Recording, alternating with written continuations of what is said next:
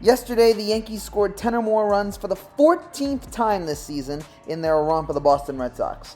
Now the Yankees have a shot to win, once again, another series in the third game of their four-game set against the Red Sox. Jordan Montgomery got the start for the Yankees today. After a 1-2-3 first, he started off the second by giving up a single to Xander Bogaerts. That then led to Bobby Dahlback with 2 outs, hitting a single on a pitch that was right down the middle, scoring Bogaerts. Red Sox strike first here in the bottom of the second. It is 1-0.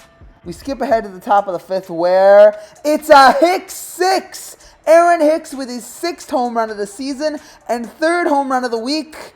All I'm saying is, Major League Baseball, please do not drug test this man. Whatever he is doing, it is working.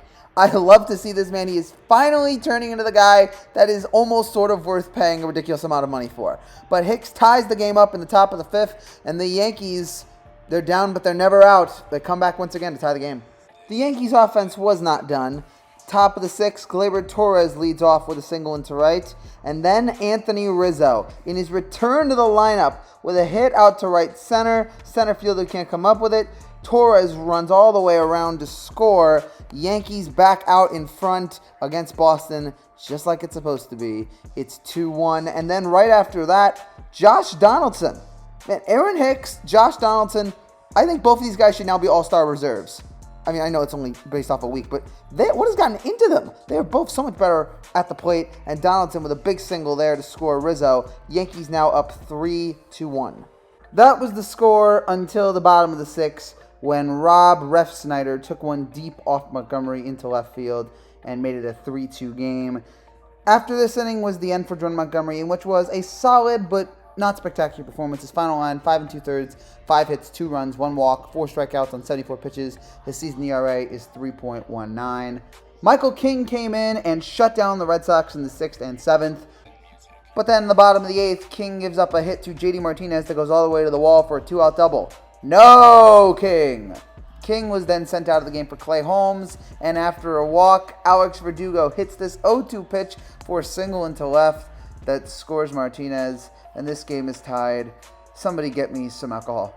Both teams have opportunity in the ninth, but don't score. Donaldson makes this great play to send us into extra innings, where I once again ask you, beg you, implore you to pay that man his money.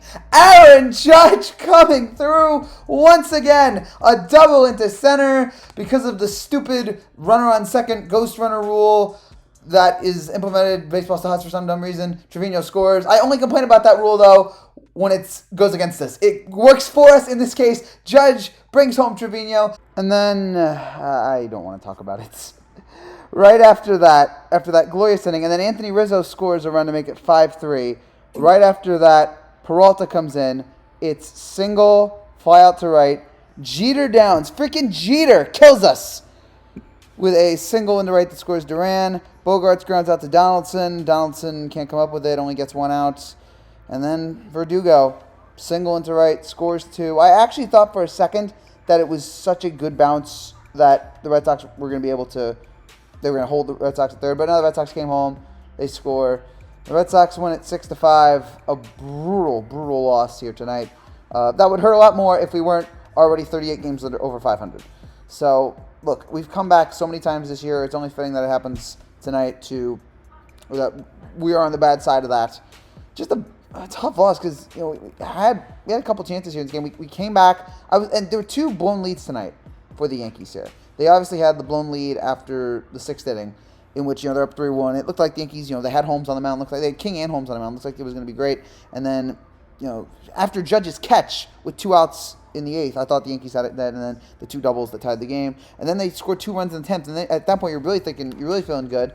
And then just a couple bobbles here and a couple bad pitches there, and the Yankees lose. But again, I don't really complain about it. The only time I've really ranted this year recently about the Yankees was after a no-hitter. Outside of that, I really have, because again, this team is so good right now. They're the best team in baseball if you look at the stats. Again, I know my Astro fans are going to disagree with me on this, but I'm not ready to scream and yell about this team yet. This team has been so good to me and to all of us that to complain about a loss like this. Again, this hurts. It was a rough night, but I'm not gonna scream and yell about it. What do you want me to yell about? IKF going 0 for 4, Stanton being 0 for 5 tonight. There's a couple things to complain about, but we've been so good that to scream after a loss like this. It just hurts because knowing that we had a couple good chances to win this game, to close the deal in the 8th and in the 10th, and to just not be able to close the deal like that, it hurts a little bit. But what are you going to do? We still won 2 out of the 3 games here in the series. Let's try to win this series tomorrow night. That's all we can ask for. That's it for now, guys. Thank you guys so much for watching. If you're new to the channel, make sure you subscribe down below. I'll be back tomorrow to break down the final game of the series between the Yankees and the Red Sox. Take care and God bless.